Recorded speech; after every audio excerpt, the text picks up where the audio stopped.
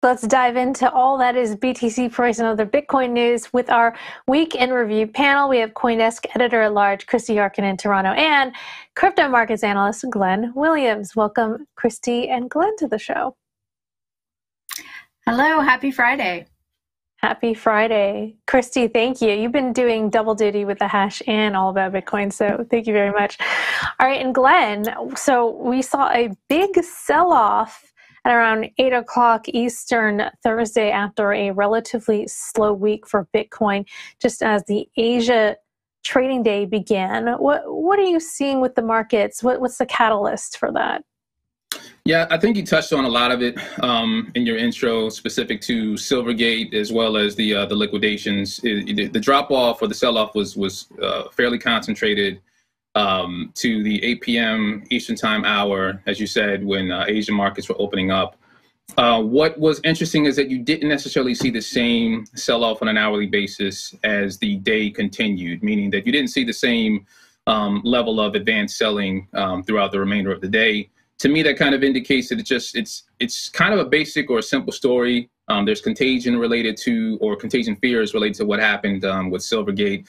And I think, you're still dealing with an asset, Bitcoin as well as Ether, that are up, upwards of 30% on the year. You can compare that to traditional finance. The S&P is up, I believe, 5% on the year. NASDAQ may be up 12% on the year. So anything related to any fears of negative contagion, given what's happened in the market and crypto markets over the last 12 months, you're going to see people take risk off the table.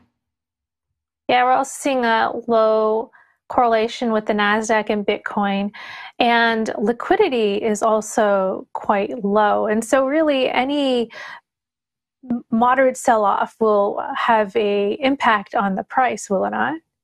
That is correct. That is correct. With the lack of liquidity, any type of move upwards or downwards is going to be more pronounced, and I think that's what we're seeing here. All right. I also noticed a Matrix Port note saying that, Matrix Port is a crypto exchange and lending platform. They're saying crypto investors should cut exposure by 50% if Bitcoin prices fall below 22,800, which it has done now. Bitcoin bears, they warn, may still be a bit early, though, and they're nevertheless cautioning that there is, there should be caution urged. And they remain convinced that U.S. inflation will fall sharply this year, and that as a result, the Fed will stop raising rates, setting up the market for a relief rally. That's pretty positive. Are you getting any idea of what analyst sentiment is out there for the macro picture? Yeah, so for the macro picture, I tend to pay most attention to what the Federal Reserve, the Federal Open Market Committee is saying, both in statements as well as in the minutes. What they seem to be indicating is that they still are anticipating raising interest rates. If you look at some of the inflationary data, it's slowing, but you still get the sense that they want to see it slow more. Almost more importantly, the employment data seems to still indicate that we have a hot jobs market.